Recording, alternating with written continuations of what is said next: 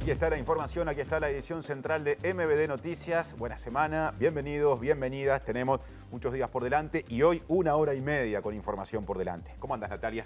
Bien, ¿y tú? Todo bien. ¿Todo bien? Exactamente. Bueno, te digo que oficialmente está entrando la primavera en este momento. En este preciso instante. Hace unos minutos. Bueno, nada bienvenida. más. Así que le damos la bienvenida a pesar de que en los hechos no se está presentando muy claramente todavía. Cosa que suele darse año a año. Exacto. Esta semana tendrá un bajón de temperatura y después va a empezar a subir la temperatura y será algo Bien. más primaveral en ese sentido. Empezamos a repasar la información. Empezamos. Miramos hacia el mundo desde Uruguay, desde la perspectiva uruguaya, porque tras su llegada a Nueva York para participar por primera vez en la Asamblea General de la Organización de las Naciones Unidas, ONU, el presidente de la República, Yamandu Orsi, adelantó, atención, que en su oratoria buscará resaltar el valor del multilateralismo y abogar por una solución pacífica a los problemas que el mundo tiene, haciendo referencia a la situación que se vive en la Franja de Gaza, días después de que el secretario de la Presidencia de la República, Alejandro Sánchez, señalara a título personal que lo que allí ocurre es un genocidio.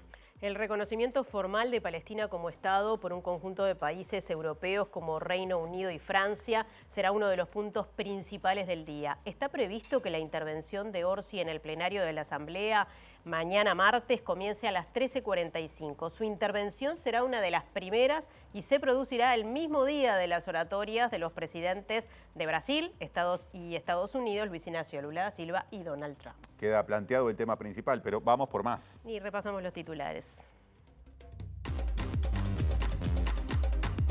La agencia estadounidense de calificación crediticia Fitch Ratings compartió un informe en el que mantuvo en BBB la calificación de Uruguay y consiguió una perspectiva estable para el país. El presidente de ACE, Álvaro Danza, dijo que las auditorías que está realizando el organismo sobre la administración anterior pueden ser el origen de las críticas que le está haciendo la oposición y de los pedidos de renuncia. El intendente de Montevideo, Mario Vergara, puso en marcha el plan barrido y limpieza de papeles en toda la ciudad, que forma parte de las acciones de la Agenda Ambiental Estratégica del departamento. Se incorporaron 780 personas pertenecientes al programa Uruguay Impulsa. Las enfermedades cardiovasculares son la principal causa de muerte en Uruguay, representando 23,4%. Esta semana se conmemora la Semana del Corazón y el Ministerio de Salud Pública apunta a facilitar el acceso a controles de salud, prevención y diagnóstico precoz de factores de riesgo como la hipertensión y la diabetes. La Asociación de Técnicos del Auditorio Nacional, Adela Reta, hizo pública su denuncia contra el director de espectáculos, Fernando Couto,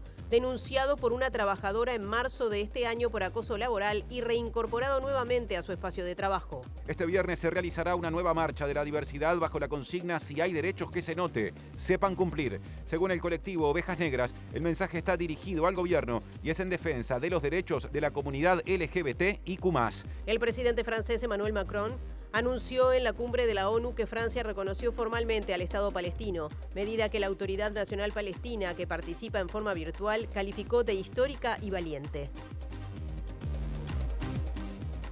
Recuerden que nos pueden ver en vivo en todos sus dispositivos a través de tvciudad.uy por YouTube y también nos pueden escuchar en la radio de la Universidad de la República, uniradio.edu.uy o 107.7 FM. Es la hora de salir del estudio, Martín. Claro, entre otras cosas porque las delegaciones siguen visitando el Palacio Legislativo, aunque alguna creo que no fue. Nos cuenta más a modo de titular Mariana Abreu desde nuestro móvil de hoy. ¿Cómo andás, Mari? ¿Cómo andan, compañeros? El saludo para todos. Sí, hoy le tocó el turno al Ministerio de Transporte, concurrieron las autoridades y ya se retiraron, pero luego de una jornada de varias horas aquí en la Comisión de Presupuestos integrada con Hacienda de la Cámara de Diputados, estaba previsto que también comparecieran las autoridades del Ministerio de Ganadería, pero como se retrasó justamente la comparecencia de Transporte y también está el velorio de Gustavo Olmos, al cual la bancada de diputados del Frente Amplio también solicitó poder terminar la jornada para poder concurrir. Entonces, bueno, quedó prevista entonces la comparecencia del Ministerio de Ganadería para el próximo sábado. En minutos les contamos lo que dijo la ministra Lucía Echeverri en rueda de prensa recién, luego de salir de esta reunión de la comisión, y también tendremos en vivo la palabra de la oposición al respecto. ACE en la mira, podríamos decir, por parte de la oposición se pide la renuncia del actual presidente por una posible incompatibilidad del trabajo público y privado, pero además desde el Frente Amplio se está investigando las acciones del anterior presidente de ese organismo del Estado, Diego Martini. Sí, Natalia, así es, muy buen resumen de tu parte en cuanto a lo que es la polémica en torno a la figura de Danza al frente de ACE y al frente de dos mutualistas. Y recordemos, y ampliaremos en unos minutos, que el anterior presidente de ACE, Leonardo Cipriani, fue integrante del Círculo Católico previo a asumir, y de hecho un año, por lo menos el año 2020, junto a Eduardo Henderson, que era el gerente general de ACE, permanecieron en su cargo. Y justamente cuando terminó el periodo y Cipriani renunció a ACE para hacer campaña electoral, este año volvió al Círculo Católico y desde el Frente Amplio y desde la actual ACE se investiga los beneficios que tuvo justamente esta mutualista. Ampliamos en unos minutos. El analista internacional Gustavo Calvo dijo en MBB Noticias que es más fiel con la política exterior uruguaya hacer una declaración condenando los hechos que están sucediendo en Gaza que utilizar la palabra genocidio. María Landi, del colectivo Espacios Libres de Apartheid, entiende que Uruguay debería romper relaciones con Israel para no ser cómplice de ese país. Mientras no se suspendan relaciones, las declaraciones, las palabras, por más fuerte y contundente que sean, las palabras que no van acompañadas de acciones no van a parar el genocidio. Me parece que es muchísimo más fiel con lo que es la personalidad de la política exterior uruguaya de toda la vida, hacer una declaración donde nosotros condenemos puntualmente una serie de 6, 7, 8 puntos que sabemos que sí están pasando allí. Ahora desarrollo informativo, porque el presidente de la República, Yamandu Orsi, llegó este lunes por la mañana a Nueva York, Estados Unidos, para participar allí mañana martes de la cercana sesión de la Asamblea General de las Naciones Unidas, y el miércoles también en ese territorio de un homenaje al expresidente José Mujica, del que participarán jefes de Estado y de Gobierno de distintos países del mundo. El mandatario señaló que la Organización de Naciones Unidas atraviesa su peor momento a partir de las posiciones asumidas por grandes potencias con relación a conflictos como el de Ucrania o Gaza, que será el centro de los debates en esta asamblea. Hoy lo que más va a estar sobre la mesa, me parece, es la aceptación o el reconocimiento por parte de algunos países importantes del Estado de Palestina. Uruguay ya lo ha hecho ya hace unos años. Pero ese tipo de señales, todo se mide en un tiempo donde parecería no haber lugar para grises, o es blanco o es negro. ¿Y su discurso va a versar sobre eso? Sobre la tradición uruguaya en esto y cómo mantenemos la misma línea de cooperación con esta institución que en el año 48 apareció para lograr dar vuelta a una página tremenda, ¿no? Incluso sobrevivió bien, con buena nota, a la Guerra Fría. Este es el peor de los momentos. Ojalá se avance en el sentido de lo que todos queremos, que es la paz y el fin de las muertes de población civil, ¿no? Que eso es tremendo. Tampoco en la Asamblea creo que se resuelven estas cosas, ¿no? Todos sabemos que las Naciones Unidas tiene un organismo que es el Consejo de Seguridad, que es el que termina levantando el pulgar o bajándolo, y tiene ahí una integración que responde a otro tiempo, que es la posguerra, o es la integración Guerra Fría, y a su vez tiene el veto, la posibilidad de veto de los países, que es la herramienta que 2x3 tranca un avance. Así que también suenan ideas de cambios en la estructura o en el funcionamiento. Hay algunos países que están pidiendo pista y que obviamente van a hacerse oír. Bien, cambiamos de asuntos. La Asociación de Trabajadores del Auditorio Nacional, Adela Reta, se declaró en conflicto, en rechazo a la decisión de reincorporar a su tarea al director de espectáculos del Sodre, Fernando Couto, sobre quien pesa una denuncia de acoso laboral. MBD Noticias, entre otras fuentes, consultó a Luis Pérez Aquino, que es el presidente del Sodre, del directorio del Sodre, y dijo que la reincorporación que el sindicato cuestiona fue avalada por una comisión dependiente del Ministerio de Educación y Cultura.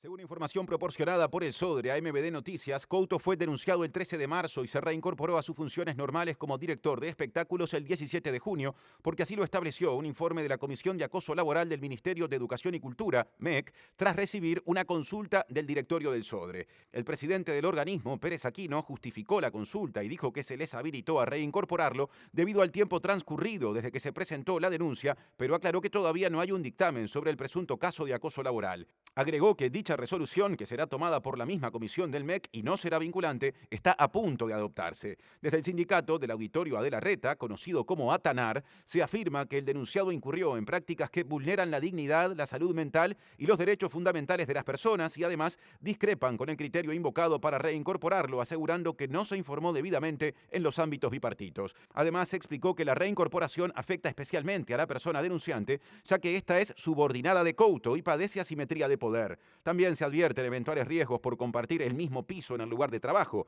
algo que Pérez Aquino desestimó, asegurando que se tomaron precauciones para que las dos personas se comuniquen únicamente por mail mientras el proceso esté abierto. El sindicato también cuestiona el rol de Couto en un proceso de reestructura materializado en la resolución del directorio 778-2025 del 1 de septiembre, titulada Fortalecimiento de la Dirección de Espectáculos del Sodre. Según las y los trabajadores, la decisión se basó en una iniciativa previamente redactada por Couto y habría significado concentración de poder en su persona. En paralelo, denuncian un aumento de las contrataciones de personal de confianza del directorio en desmedro de los contratos de personal bajo derecho privado, hechos mediante un fideicomiso. ATANAR es el sindicato que nuclea a esas personas, que según la dirigencia sindical son unas 550 y se desempeñan en el Auditorio Adela Reta. Presenta UTE, porque en UTE creemos que todo lo que das vuelve. Por eso creamos el Plan Redondo. Bien, vamos ya mismo al Parlamento. Mariana Abreu nos hacía un adelanto hace un rato, un día entreverado por allí, Mariana, pero en el que estuvo presente la ministra y autoridades del Ministerio de Transporte y Obras Públicas. Sí, las autoridades de transporte concurrieron a la comisión de la Cámara de Diputados de Presupuestos, integrada con Hacienda, que justamente analiza el texto del proyecto de ley de presupuesto. En rueda de prensa, la ministra Lucía Echeverri dio algunas novedades en cuanto a las prioridades de este presupuesto, la creación, por ejemplo, de la Agencia del Sistema Metropolitano para regular y coordinar todo lo que es el transporte en San José, Montevideo y Canelones, y también mencionó que lo destinado a la cartera para todo el quinquenio será de 1.750 millones de dólares. Vamos a escucharla. Bueno, las prioridades, primero que nada, es conectar el país, conectar sectores productivos, conectar a la gente y conectar al Uruguay también con la región y con el mundo. Esto implica, es un ministerio que aporta a la competitividad y tiene el mandato de acompañar las prioridades del gobierno, que es el crecimiento de la economía, generando trabajo, generando desarrollo en cada uno de los departamentos. Para esto lo recorrimos departamento por departamento, intercambiando con funcionarios, pero sobre todo con los gobiernos departamentales y legisladores de todos los partidos. Por lo tanto, entendemos que vamos a cumplir, que esto es realmente un presupuesto que va a permitir generar muchas más oportunidades de crecimiento para nuestra gente. Ministra, ¿qué supone la creación de esta agencia del sistema de transporte metropolitano? Es sin duda uno de los hitos importantes en acercarnos a lo que nosotros hemos comprometido, que es la transformación del sistema metropolitano. Es una agencia que va a tener competencias de regulación que hoy están distribuidas, ¿verdad?, por partes entre gobiernos departamentales y Ministerio de Transporte, en este caso en particular Montevideo, Canelones y San José, a los efectos de ser más eficientes y poder gestionar los proyectos de transformación de la movilidad. Es prioridad el transporte en el área metropolitana porque tenemos casi el 60% de la población, pero no obstante también hay un fortalecimiento de la Dirección Nacional de Transporte como reguladora del transporte, tanto de pasajeros como de carga a nivel nacional. Yo en realidad no vengo a compararme con la administración pasada, acá la población decidió, el gobierno hoy es del Frente Amplio y estamos trabajando y hemos generado un plan de inversiones que va a cerrar la malla vial, que va a mejorar la competitividad, con criterios de eficiencia económica, de seguridad en el tránsito, tanto para la carga como para las personas, que va a desarrollar la infraestructura ferroviaria, mejorando la complementación multimodal con las plataformas portuarias, con una muy buena inversión, no solamente en lo vial, con una muy buena inversión en transporte ferroviario, con una muy buena inversión en los puertos deportivos, que son también aporte a la economía local, con un crecimiento importante a nivel de todo el territorio, con una distribución realmente con equidad de los convenios sociales. Así que yo estoy convencida, lo hemos demostrado aquí con esto, que efectivamente es un plan de inversiones que necesita el país en esta coyuntura.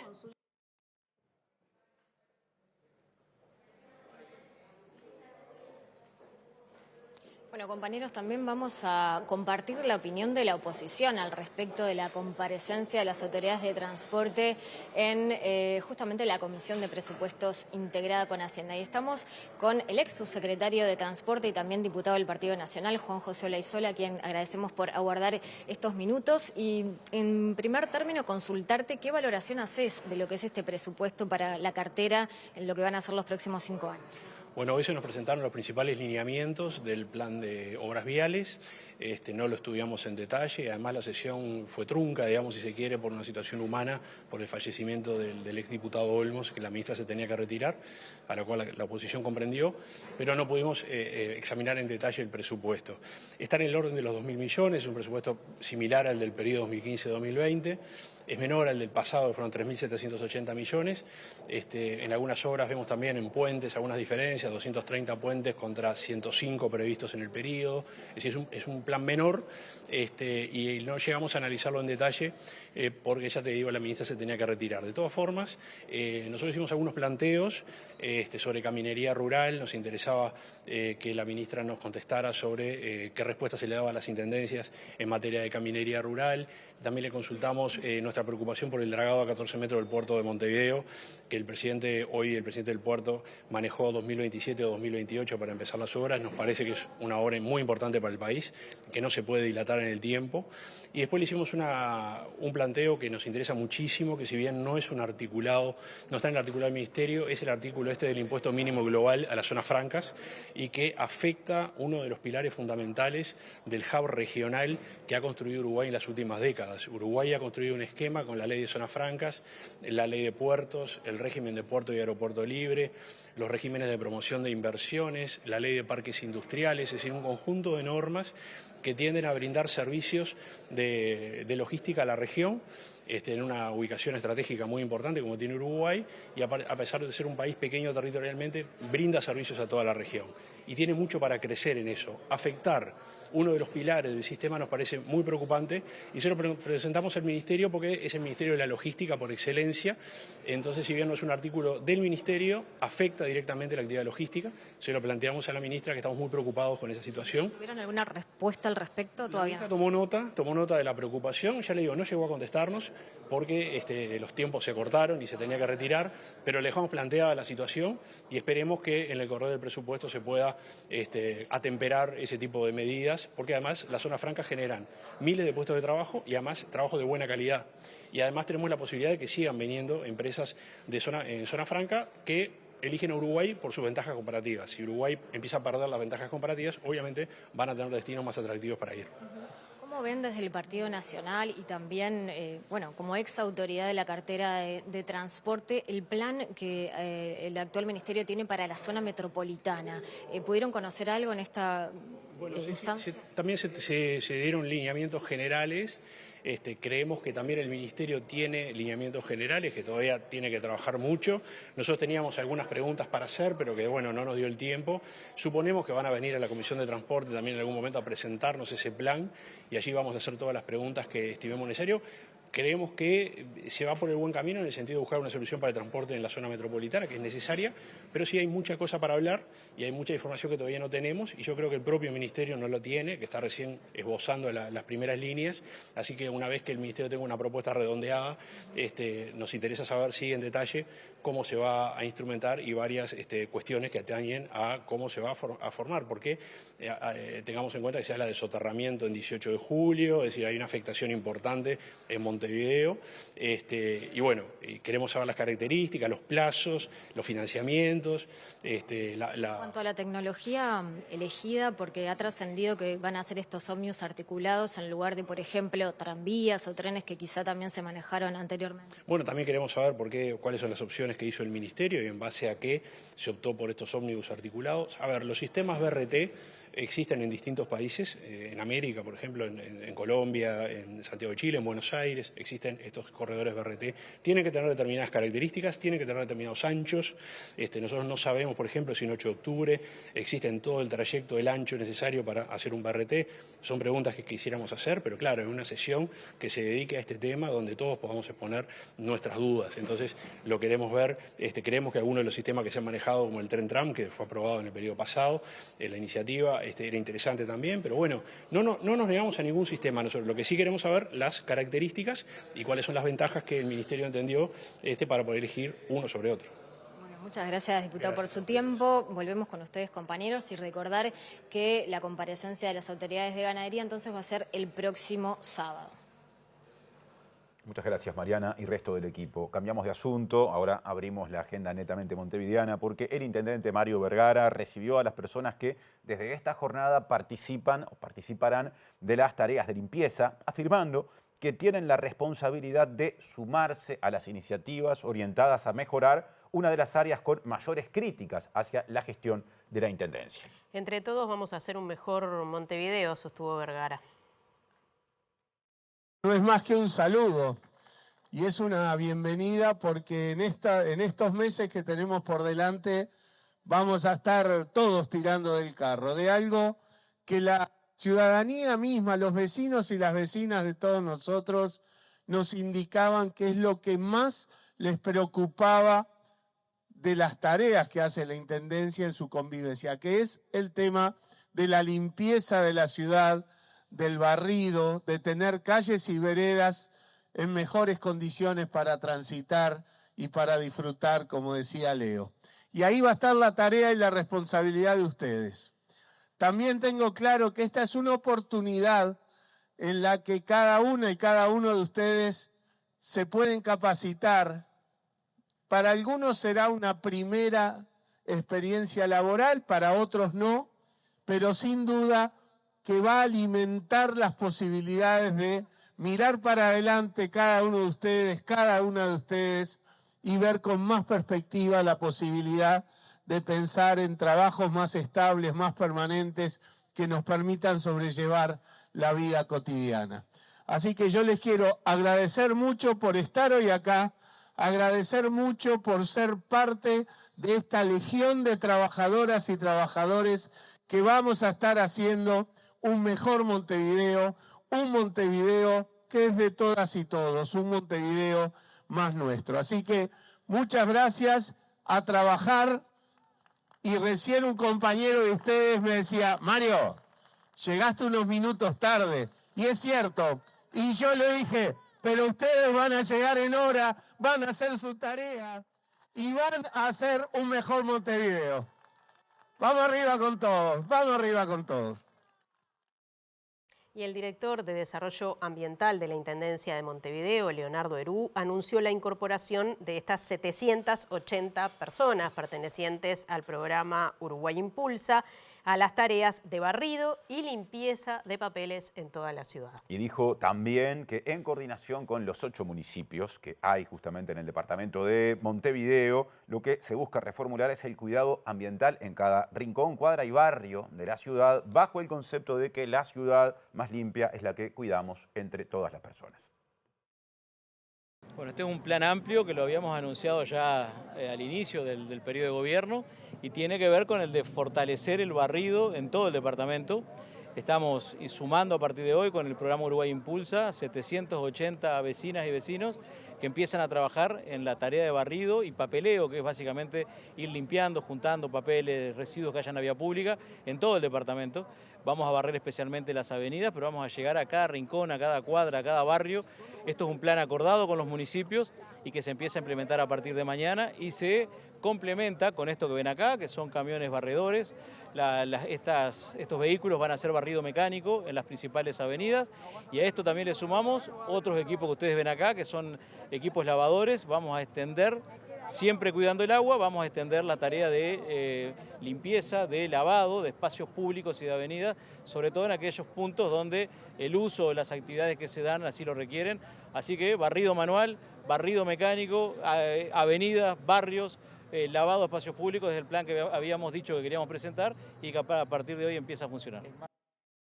Cambiamos de asunto. El directorio de la Administración Nacional de Puertos inició el proceso de rescisión de la concesión de la firma Lobraus, que presta servicios de depósito logístico justamente en la terminal portuaria de Montevideo y que mantiene deudas correspondientes a 11 meses del canon de operación y no ha cumplido con varias inversiones que se desprenden del contrato. El director de la ANP en representación de la oposición, Jorge Gandini, ratificó sus denuncias respecto a esta empresa, Lobraus, que amenazó con iniciarle un juicio por daños y perjuicios.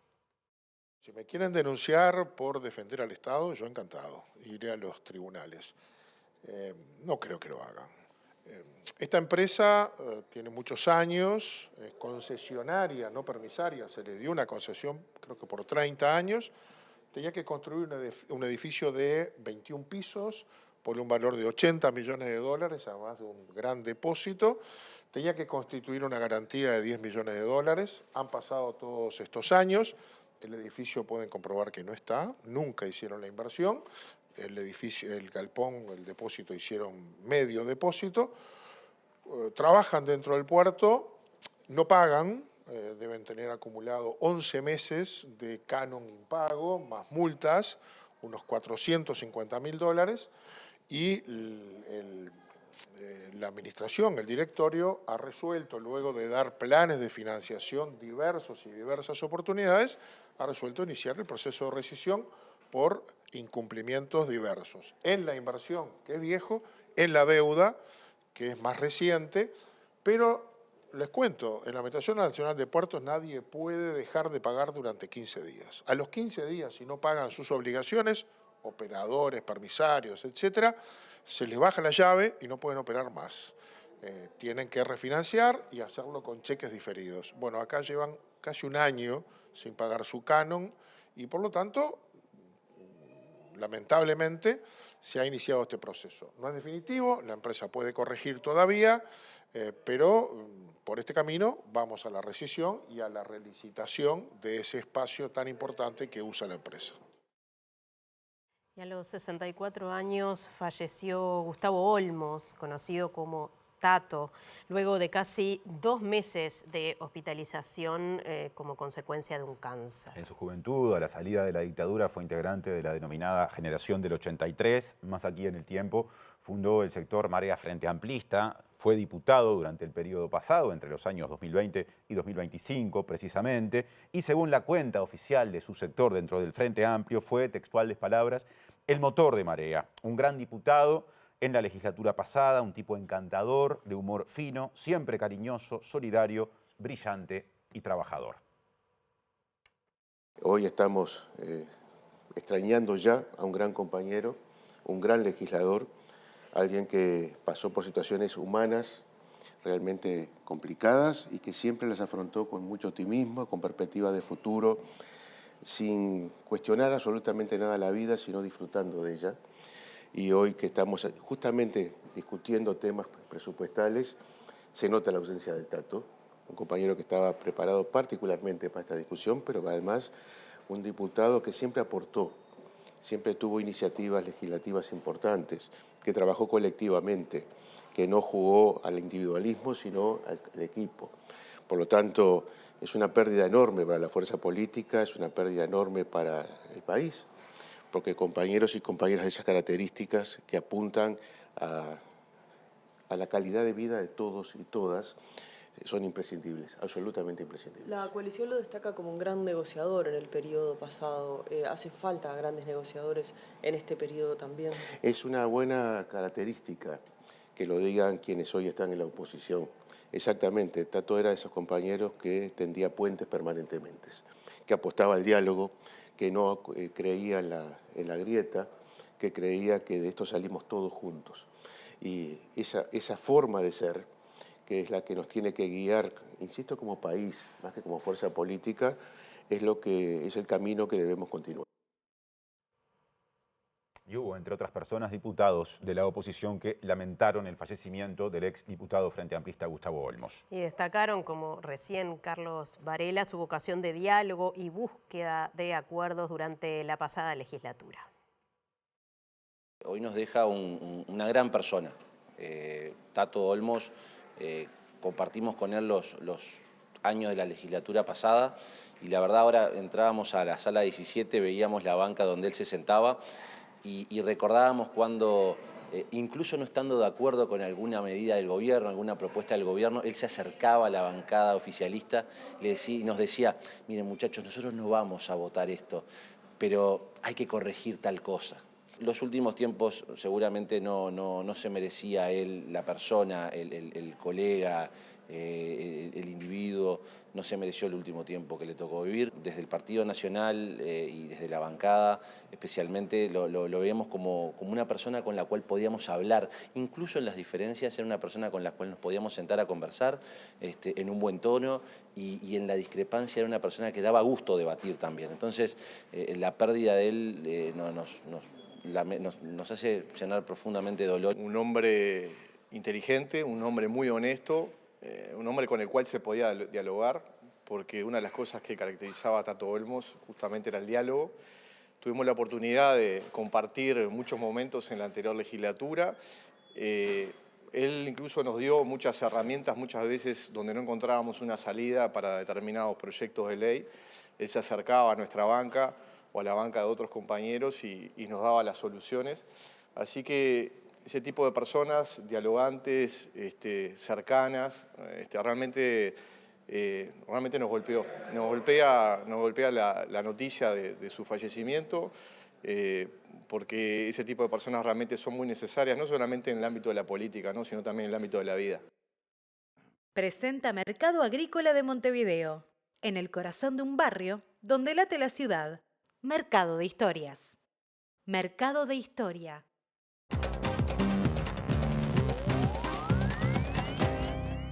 ¿Qué tal? Buenas tardes. Abrimos el capítulo internacional con uno de los hechos del día que tiene que ver con la cumbre que se está realizando en Nueva York previo a la jornada de la Asamblea General que se va a desarrollar en el día de mañana a instancias de Francia y de Arabia Saudita. La cumbre que se está desarrollando y donde estaba previsto, y de hecho así ocurrió, que Francia reconociera formalmente al Estado palestino. Todo esto ocurre en medio de un boicot que realizaron Estados Unidos e Israel a esta instancia, que la consideran un circo que lo único que hace, según han expresado, es apoyar al terrorismo de Hamás. Sin embargo, esto fue recibido con beneplácito por el gobierno de la Autoridad Nacional Palestina, quien dijo además que un futuro gobierno de un Estado palestino no va a tener a Hamás dentro de sus filas, entre otras consideraciones en el entendido de que este es uno de los pasos más importantes que se ha dado en el reconocimiento del Estado palestino y que se suma a otros países que en las últimas horas así lo han hecho, sobre todo europeos, el Reino Unido, Portugal, también lo hizo Australia y Canadá. Hay otros países que se muestran reticentes todavía, por ejemplo Alemania, que entiende que deben pasar un montón de cosas para que ese país reconozca a un Estado palestino, o Italia, que se ha resistido, pero que tiene fuertes presiones también para reconocerlo. Todo esto seguramente se va a ver planteado mañana en la Asamblea General de la ONU, donde además de este tema hay otro, que es la crisis que se vive en la guerra entre Ucrania y Rusia.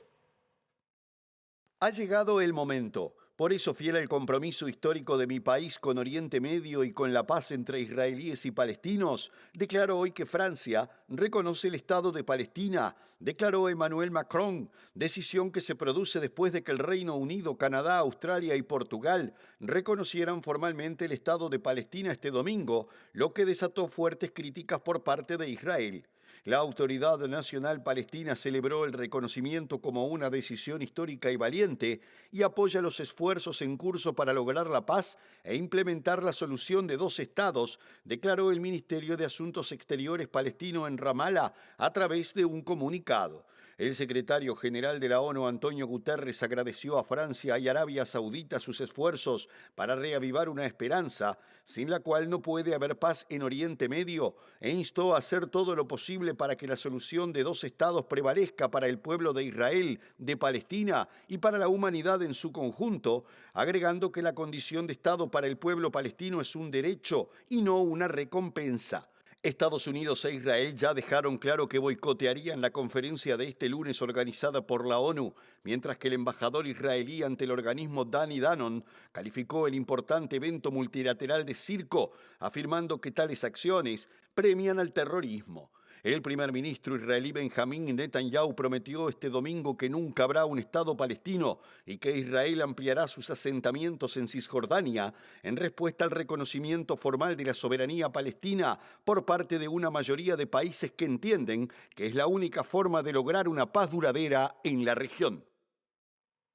Y a otro que lo espera una intensa agenda en Nueva York es al presidente argentino Javier Milei, que va con viento en la camiseta, porque en estas horas se ha producido un anuncio muy importante por parte del Tesoro de Estados Unidos, particularmente de su director Scott Bessent, quien dijo que Argentina va a recibir una ayuda importante y contundente en materia económica, que ya habló con Kristalina Georgieva, la directora jefa del Fondo Monetario Internacional, quien también mostró su complacencia justamente por esta decisión del Tesoro de Estados Unidos para equilibrar las cuentas y apoyar al peso argentino, en el entendido de que las políticas que lleva adelante el gobierno de Javier Milei están bien orientadas. También dijo el secretario del Tesoro que Estados Unidos no le va a exigir nada a la República Argentina y que todo este acuerdo quedará plasmado mañana cuando el presidente de Estados Unidos, Donald Trump, reciba al mandatario del vecino país.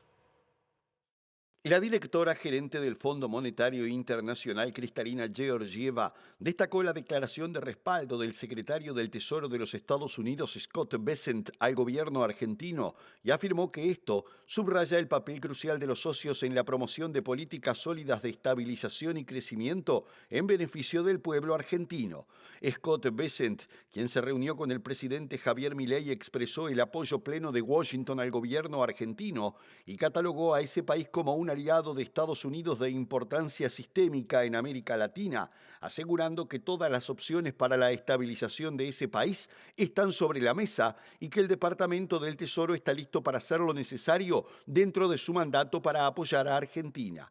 Bessent aseveró que el gobierno de Estados Unidos sigue confiando en que el apoyo del presidente Milei a la disciplina fiscal y las reformas que promueven el crecimiento son necesarias para romper la larga historia de declive del país y afirmó que las oportunidades para la inversión privada siguen siendo amplias y que Argentina volverá a ser grande. El viernes pasado, Milei anunció que su gobierno avanza en negociaciones con Estados Unidos para obtener un préstamo de emergencia que le permita afrontar los vencimientos de deuda por $8.500 millones previstos para el próximo año. El presidente de la Administración de los Servicios de Salud del Estado, ACE, Álvaro Danza, dijo que las auditorías promovidas por el actual gobierno sobre la gestión en ese organismo realizada durante el gobierno anterior pueden ser el origen de las críticas que su gestión está recibiendo y también de los pedidos de renuncia que la oposición le viene formulando desde hace semanas.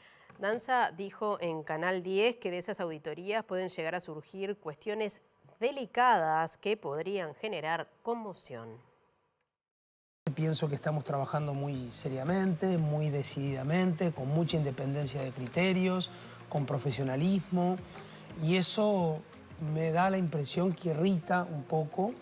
Al mismo tiempo, estamos analizando algunas cosas que pasaron en la administración previa. A ver, ¿qué cosa?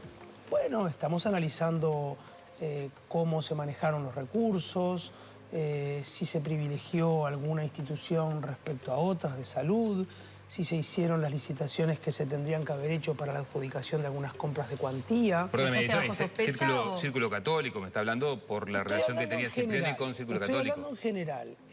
Ese es uno de los aspectos, no todos. Y estamos trabajando, investigando eso, como ustedes saben, lo he dicho públicamente, no tengo ningún misterio. Estamos haciendo las auditorías. ¿Y qué han encontrado? Bueno, por ahora no están prontas completamente, así que prefiero no aventurarme, eso hay que hacerlo con mucho profesionalismo, repito, con mucha delicadeza, hay que estar muy seguro antes de decir una cosa, por tanto prefiero no adelantarme. ¿Pero advierten que hay algo, digamos, pesado? Advierto que pueden haber algunas cuestiones delicadas que me parece que generan una gran conmoción y preocupación. ¿Y eso puede generar este ataque que está haciendo usted? Podría ser que ese sea el origen. Realmente me preocupa que sea ese el centro del tema y no la salud de la gente. Con Antel Empresas estamos del mismo lado del mostrador. Y nos quedamos en tema, Natalia. Nos quedamos en tema y presentamos a Diego Martini, que tiene este informe que tiene mucho que ver con esto a lo que se refería Danza, Diego. Sí, así es, compañeros. Y bueno, viene a colación justamente esta entrevista al presidente de ACE, Álvaro Danza, a quien se le está pidiendo la renuncia por parte de la oposición por su rol, digamos, como médico en dos sociedades médicas. Lo cierto es que el anterior presidente de ACE, Leonardo Cipriani, cuando asumió en ACE, integraba el Círculo Católico como director técnico, y también el gerente general de ACE, Eduardo Henderson, estuvieron por lo menos durante un año, durante el primer año, el año 2020, al frente del Círculo Católico. Y valga la redundancia, y por eso el círculo de Leonardo Cipriani, porque hace muy poco tiempo Leonardo Cipriani volvió al Círculo Católico, a la mutualista en la que estaba, con un cargo de médico en el Hospital de las Piedras y también con un cargo de coordinador asistencial para el primer y el segundo nivel de atención en policlínica y sanatorio en Montevideo y el interior. Pero brevemente, para ir repasando la figura de Cipriani, les pido la segunda placa. Cipriani era el médico personal de Álvaro Delgado y lo conoció cuando él es oriundo de Las Piedras y trabajaba allí. Y así es que Álvaro Delgado le ofrece ser su referente en materia de salud, y es que le ofrecen dirigir el prestador de salud ACE. Cipriani venía del ámbito privado, no tenía mucho conocimiento de lo público. Recordemos que ACE es el prestador principal de salud público, que nuclea aproximadamente 1,5 millones de personas, y Cipriani, médico general, con una especialización en medicina de familia y comunitaria que no terminó, pero que sí desarrolló, y con muchos cursos y con mucha formación en el ámbito de administración de la salud como gestión, digamos, empresarial, es que pasa a integrar, digamos, ACE por pedido de Álvaro Delgado. ¿Qué sucedió? Y esto es lo que se está investigando en ACE en este momento, y por lo que Álvaro Danza todavía no se quiere aventurar. Bueno, hay un claro crecimiento de la mutualista Círculo Católico en base a los servicios que le vendió a ACE. Hablamos de un crecimiento de un 500%, es decir, que hablamos de una cifra que ronda los 60 millones de dólares que se dieron entre el año 2020 y el 2024. Y todo empieza, de hecho, con el año 2020, una investigación que se hizo con un correo electrónico que fue enviado desde ACE a los organismos competentes de la institución, ordenando que se pagaran las deudas que había justamente con el Círculo Católico. Y a partir de allí es que en ese momento legisladores de la oposición, es decir, del Frente Amplio, comienza a realizar varios pedidos de informe, y a partir de allí se da cuenta de que hay un crecimiento y una compra desmedida a los servicios del Círculo Católico por parte de ACE, si se compara, por ejemplo, con el periodo anterior del Frente Amplio. De hecho, el año 2024 suma solo el año 2024 más que el periodo 2015-2019 en cuanto a las compras que se dan al Círculo Católico. Beneficios que multiplican, como decíamos, hasta un 500% si se lo compara con el periodo anterior. Hablamos con el hoy diputado Federico Preve, del Frente Amplio, quien ha seguido estos temas, y bueno, esto nos decía. Gastos en CTI pediátrico, gastos en CTI de adultos, en cuidados moderados, en estudios. Todos estos gastos se incrementaron en los primeros años sin que me dieran ningún tipo de reestructura ni nuevo convenio. Llamaron la atención poderosamente porque el presidente de ACE había sido director técnico del Círculo Católico. Luego de que ACE no compitiera en la compra del Sanatorio de Casa de Galicia y el Círculo Católico comprara el Sanatorio de Casa de Galicia posterior a un cierre con muchas desprolijidades e irregularidades, el Círculo Católico compra el sanatorio de Casa Galicia por 15 millones de dólares, un sanatorio tasado en 42 millones de dólares. Pero a partir de ese momento, ACE empieza a gastar directamente ACE al Círculo Católico $1 millón por mes en el sanatorio de Casa de Galicia, ex Casa de Galicia. Ese año, el 2022, suma entre el Sanatorio Juan Pablo II y el Sanatorio de Casa de Galicia aproximadamente 12 millones de dólares, incrementándose aún más los gastos desde ACE hacia el Círculo Católico. En la proyección que nos daba los gastos iba a un aproximado en el quinquenio de 50 millones de dólares, pero no fue así, fue más. ACE terminó comprando en el quinquenio, multiplicando por 4 los gastos hacia el Círculo Católico. Si comparamos solo el año 2024 con el 2019, el incremento fue multiplicado por 5. Bueno, Diego, ese es uno de los temas que se ha señalado desde hace años, bueno, desde el momento en el que se compra por parte del Círculo Católico la mutualista Casa de Galicia. ¿Qué pasó con el edificio de Casa de Galicia? Ahí decía Preve que ACE ha ido invirtiendo, pagando en ese edificio. ¿Qué pasó? Bueno, justamente eso está también siendo investigado por ACE y por algo ahora Danza decía bueno, que algunas informaciones que pueden surgir en base a las auditorías que están realizando pueden llamar la atención porque justamente los valores que se manejan son muy altos. Como les decía ahora, solamente 60 millones de dólares se gastaron por parte de ACE en el Círculo Católico. Y que Cipriani haya vuelto al Círculo Católico obviamente llama enormemente la atención y eso ha generado críticas incluso dentro de la hoy oposición, dentro del propio Partido Nacional. Y como tú consultabas, Natalia, también está en el ojo de la tormenta lo que fue el préstamo express adjudicado al Círculo Católico para que adquiriera por unos 14 millones de dólares, por unos 15 millones de dólares, le presta 14 millones, de forma express, votado de 3-2, ni el Frente Amplio ni Cabildo Abierto en el directorio de Brou votaron ese préstamo justamente al Círculo Católico y se queda con un edificio que es emblemático por la zona en la que está y porque además contaba con IMAES cardiológicos, algo que le hubiese venido muy bien adquirir ese edificio que se estima por lo menos valía arriba de 40 millones y el Círculo Católico se lo queda por 14. Además aumenta su masa de socios y también, como decíamos, entonces empieza a vender más servicios a ACE. Otro de los servicios que vende por tarifa plana, es decir, esa tarifa que se paga a pesar de que se haya atendido o no, es como un fijo que se paga en hospitales del interior. Por ejemplo, Maldonado empieza a contratar los servicios de oftalmólogos, de psiquiatría, también al Círculo Católico y también hospitales de Rosario y de Juan Lacase dejan de contratar, de tener los servicios que tenían y empiezan a contratárselos al Círculo Católico.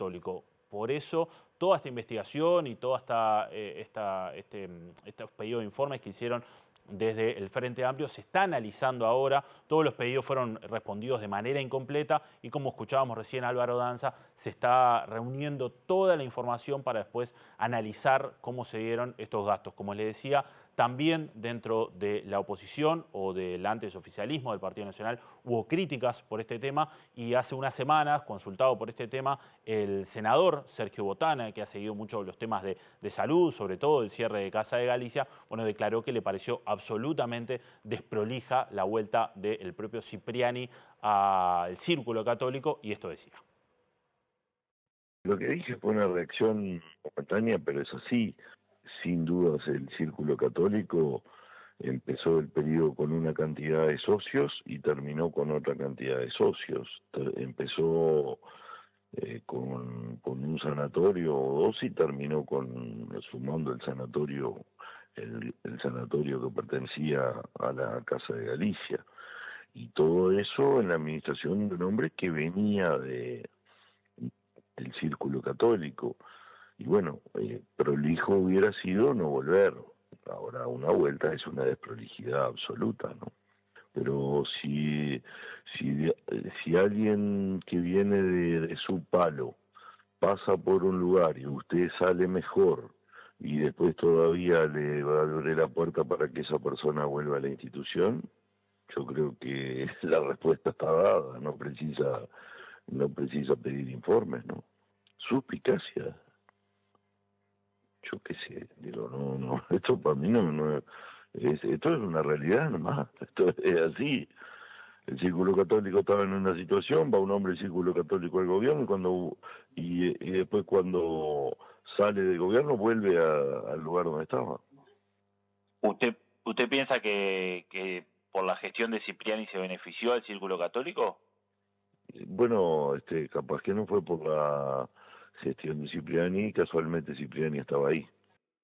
Integrantes de la Coordinación por Palestina y de la Coordinación Marítima Portuaria realizaron esta mañana una movilización sobre la entrada del acceso norte del puerto de Montevideo, intentando entorpecer el cargamento de ganado para ser exportado a Israel. Desde estas organizaciones dijeron a MB Noticias que el objetivo es que Uruguay rompa relaciones diplomáticas y comerciales con Israel.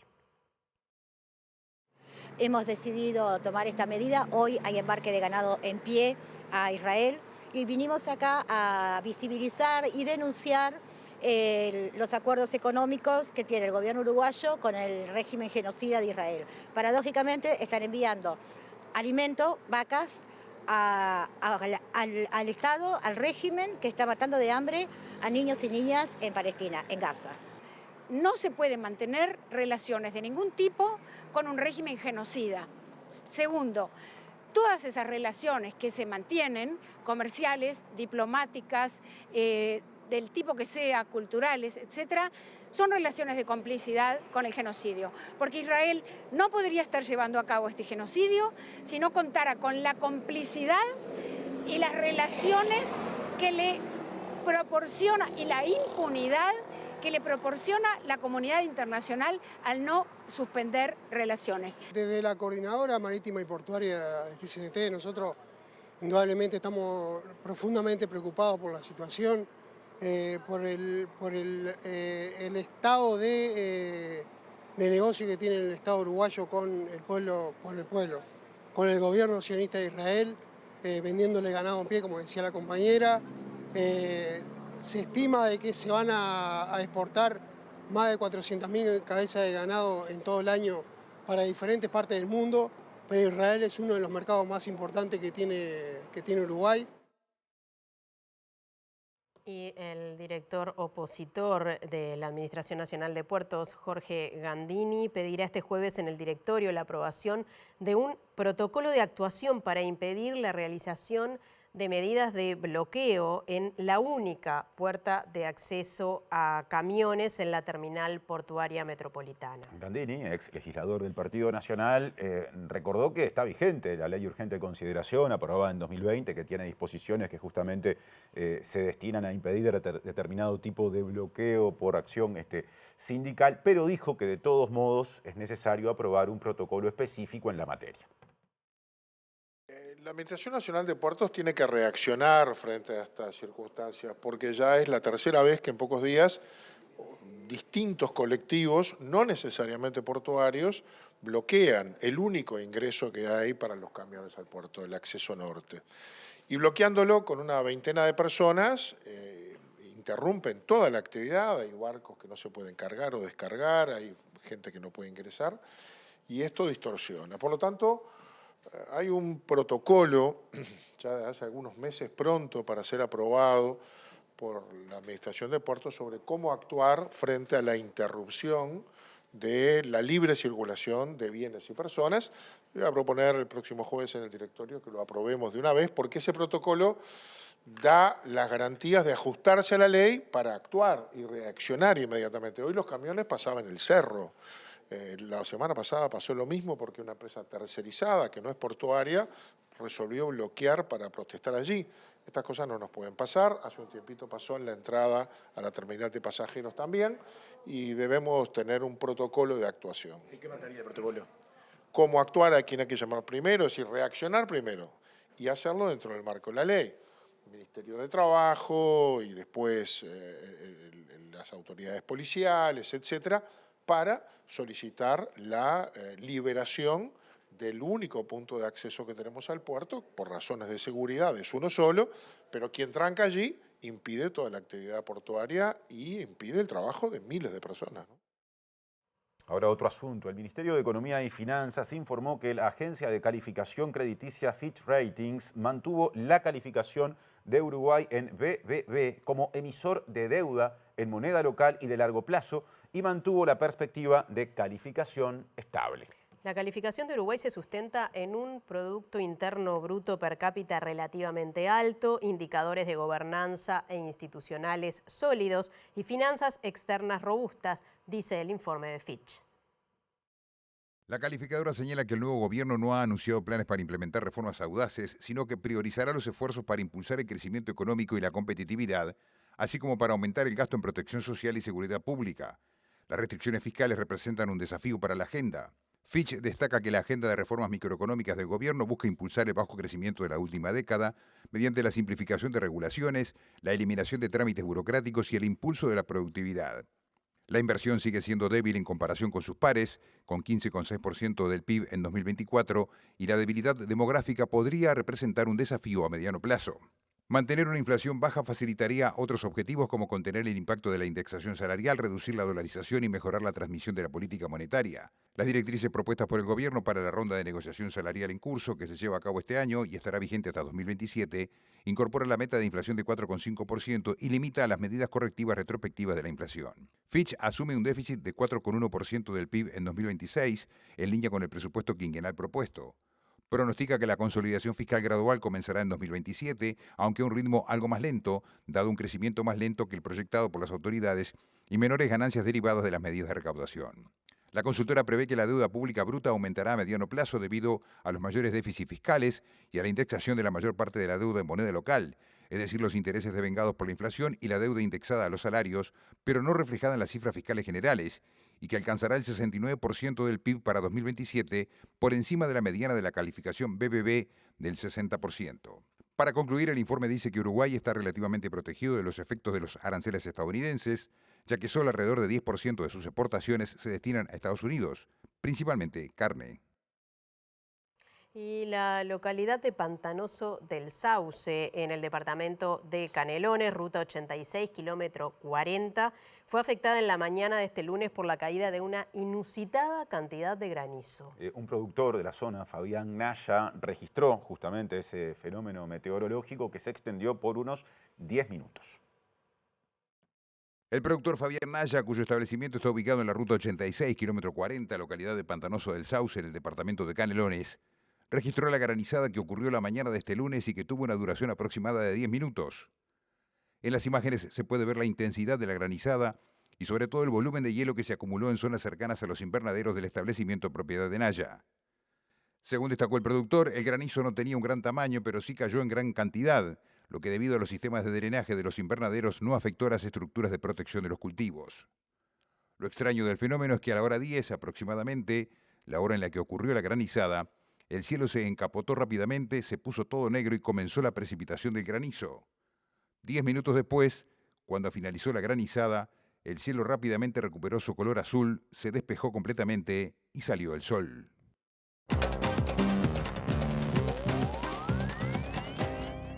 Bien, retomamos la información internacional y tenemos que volver a hablar de una nueva masacre en una cárcel ecuatoriana. En este caso, en la ciudad de Machala, en el sur del país, en la frontera con Perú, donde 14 personas murieron, 13 de ellas presos que estaban dentro de esa cárcel y un guardia de seguridad que, bueno, también estaba dentro de los fallecidos. Todo esto se enmarca en una crisis de violencia que vive Ecuador desde hace muchos años, que ha motivado una declaración de emergencia nacional y que también tiene permanentemente estado de emergencia en muchas provincias donde las autoridades policiales y militares tratan de mitigar una guerra que se viene dando ya desde hace unos 4 años. Y recordemos además que ha tenido algunos capítulos realmente tremendos en las cárceles ecuatorianas. Todo esto tiene además su contraparte política porque el presidente de ese país, Daniel Noboa, ha tratado de restablecer las relaciones con Estados Unidos para volver a instalar una base en ese país en el entendido de que el narcotráfico y la guerra que existe actualmente está modificando la cultura de ese país. Esto es parte de lo que ocurre cotidianamente en Ecuador, donde las muertes a veces de 3, 4, 5 personas y los tiroteos son habituales en distintos puntos del país. Al menos 14 personas fueron asesinadas la madrugada de este lunes en la cárcel de Machala, en Ecuador, hechos que se desencadenaron durante la madrugada cuando un grupo de reclusos logró salir de sus celdas. Los reos, identificados como miembros de la organización criminal Los Lobos Box, asesinaron a un guía penitenciario, hirieron a 2 policías y secuestraron a otros 6 agentes para luego trasladarse a otro pabellón, donde se encontraban recluidos miembros de la banda rival Los Lobos, donde ejecutaron a más de una decena de presos e hirieron a un número similar. Durante las agresiones se detonaron 3 artefactos explosivos y se produjo la fuga de un grupo de reclusos, aunque la Policía Nacional informó que había logrado la recaptura de 13 de ellos, mientras que alrededor de 200 agentes entre policías y militares vigilan el recinto penitenciario durante este lunes. Desde el 2021, más de 600 reclusos han muerto en numerosas masacres entre bandas rivales, iniciadas como parte de la reorganización de alianzas entre organizaciones criminales locales y cárteles internacionales de la droga. La mayor matanza carcelaria en Ecuador se produjo en 2021, cuando más de un centenar de reclusos fueron asesinados en una penitenciaría de Guayaquil. Vamos a hablar de salud empezando por un dato inquietante, porque en Uruguay las enfermedades cardiovasculares representan la principal causa de muerte y causan puntualmente 23,4% de los fallecimientos. Y en esta, que es la Semana del Corazón, el Ministerio de Salud Pública apunta a facilitar el acceso a controles de salud y la prevención y diagnóstico precoz de factores de riesgo como la hipertensión y la diabetes. Siento que las enfermedades cardiovasculares siguen constituyendo la primera causa de mortalidad en nuestra población. Esto es un elemento importante. Viene descendiendo, pero continúa siendo la primera, con una fuerte prevalencia en las mujeres y una discriminación bastante clara con respecto al tema de género. Con respecto al tema de generaciones, son las personas de mayor edad las que más enfermedades tienen y más se mueren, pero también con una clara visión de que las personas más pobres tienen mayores riesgos de enfermedades cardiovasculares y también en algunas zonas geográficas donde se vive alejados de los centros de salud puede haber mayores riesgos por la dificultad que se tiene para un acceso adecuado. Y en estos 20 años la disminución mantenida de las enfermedades cardiovasculares tiene causas específicas en políticas públicas que se han hecho. Sin duda la política antitabaco ha sido una política de Estado que se inició con el primer gobierno de Tabaré Vázquez y que se ha mantenido con algunos incidentes en el pasado periodo, pero se ha mantenido en términos generales y eso ha repercutido muy claramente, hay muchas publicaciones que así lo indican. Es decir que la gran lección en esto es que con políticas públicas que defiendan el derecho a la salud se impacta. El subsecretario de Salud Pública puso énfasis en la prevención desde el embarazo y la primera infancia para disminuir los riesgos y en la detección de problemas asociados a las enfermedades cardiovasculares.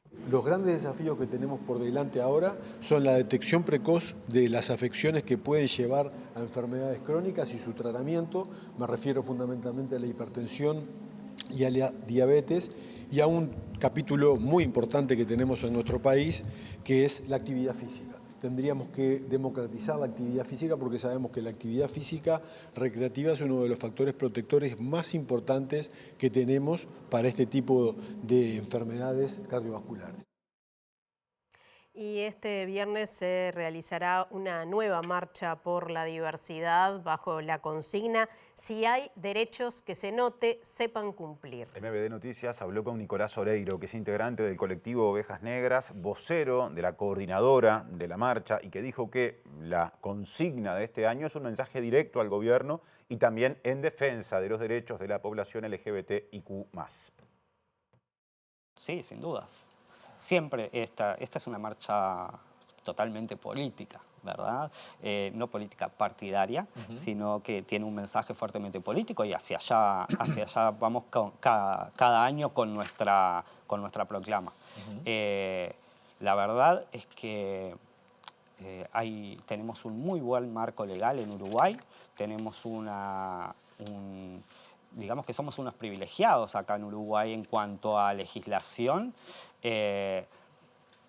La regulación también la reglamentación también está muy detallada. Pongo por ejemplo la ley integral para personas trans, ¿no? tenemos una ley de excelencia, con todos los puntos están cubiertos porque fue creada por la misma sociedad civil, o sea que las necesidades están más que marcadas y nos está faltando la aplicación, ¿no? Bueno, eso te iba a preguntar. La ley está bien delimitada, pero por allí tiene algunos grises, como que no se aplican en algunos puntos. Sí, si no le pones presupuesto es difícil. Pasa lo mismo con la ley de violencia basada en género, ¿no? Exactamente. Ahí tenés dos casos muy claros donde tenés una ley muy buena que si vos como gobierno no estás dispuesto a llevarla a los hechos, no le envías presupuesto y eso es un problema para la sociedad toda. Consultado sobre la performance de Arte Drag en Torre Ejecutiva que generó polémica en algunos sectores políticos, Oreiro afirmó que las críticas no hacen más que reafirmar que los prejuicios y las voces conservadoras están en nuestra sociedad. El arte drag expresa un montón de cosas que estas voces conservadoras no las van a poder entender. Entendemos que no lo puedan entender, pero creo que es una fuerte... La presencia es, sobre todo en lugares donde históricamente hemos sido excluidos, ¿sí? Como la Torre Ejecutiva, como el Palacio Legislativo, es una leve muestra de que los prejuicios están ahí. Ahora, agenda netamente montevideana. La Junta Departamental está discutiendo el proyecto de presupuesto para la Intendencia y por ende el Departamento de Montevideo, y en ese contexto los 8 municipios de Montevideo proyectan sus obras. Por ejemplo, según adelantó el alcalde del municipio A, Juan Carlos Plachot, se trabaja en vialidad en Casabó y Santa Catalina, obras de espacios públicos en la Plaza Holanda, y en Santiago Vázquez se están haciendo obras en una pista de patín y se reacondicionó la biblioteca de Evaristo Ciganda, que se transformó en un centro de reuniones. Bueno, estamos a la espera de ver los presupuestos que vayan a tocar al municipio, pero más o menos pensamos que no se va a achicar mucho los presupuestos. OPP ya más o menos, por lo que hemos estado hablando, va a mantener el presupuesto, y en departamental veremos a ver cómo viene, pero habrá que distribuir el presupuesto de la mejor forma para que realmente podamos cumplir con las miles de tareas que tenemos acá en el territorio. ¿Cuál es el monto en obras que tiene para disponer el municipio? ¿Cuál es el presupuesto en obras? Y nosotros de fondo de OPP unos 140 millones tuvimos este año, pienso que se mantenga, vamos a ver, ojalá subiera. Y bueno, y en departamental tenemos una gran parte que es funcionamiento, que es la que abarca todos los mantenimientos todo el funcionamiento del municipio y centros comunales, las cooperativas sociales que trabajan en áreas verdes, barrido, polifuncionales, tenemos talleristas en los centros culturales que dan distintos tipos de talleres, que por ahí desfila muchísima gente en cada centro cultural, que hoy tenemos 9 centros culturales, y bueno, y la idea es poder seguir avanzando en todo eso. Tenemos proyectado en este periodo, junto al Consejo Municipal, de poder desarrollar el deporte en todo el territorio. Y bueno, ahí vamos a sumar los esfuerzos junto a Deporte de la Intendencia, a la Secretaría de Deporte, la Junta Departamental, y ver cómo enfocamos ese tema para que realmente el deporte también llegue a todos los gurises y adolescentes en todo el territorio, ¿no? Puerta de salida, se va a la edición central del lunes, no sin antes repasar el pronóstico del tiempo. Exacto, veamos cómo comienza esta primavera, por lo menos en Montevideo y el área metropolitana. Mañana martes 23 de septiembre estará nuboso y cubierto, con periodos de algo nuboso en la mañana y nuboso y cubierto con neblinas en la tarde. La temperatura mínima será de 7 grados y la máxima de 16. Ahora repasamos el pronóstico de Inumet para pasado mañana, miércoles 24 de septiembre, otra vez para Montevideo y área metropolitana. Por la mañana se espera que el cielo esté algo nuboso y además que haya neblinas. Y por la tarde y la noche, cielo claro y algo nuboso, sin más especificaciones. Temperaturas extremas pronosticadas para ese día, mínima 6 grados, sigue bajando, máxima 14. Y cuando comienza la primavera es el día de la maestra y el maestro, así que les mandamos un abrazo a todas ellas y algunos ellos, que los hay. Los invitamos a quedarse en la pantalla de TV Ciudad como todos los días, porque ya viene la OVE y luego el resumen de MD Noticias en síntesis. Me sumo al saludo a tus hermanas que son maestras, a mi mamá que también es maestra y que nos debe estar mirando, así que cumplimos con toda la gente que tanto queremos y con el magisterio en general. Y les cuento, como siempre, a esta altura, cuando nos vamos, que mañana tempranito a las 8 estará al aire la primera edición de MBD Noticias en la pantalla de TV Ciudad. A las 13 llegará el segundo turno informativo y reapareceremos con Natalia a las 18:30 para otra edición central. Hasta mañana, que pasen muy bien. Que pasen bien.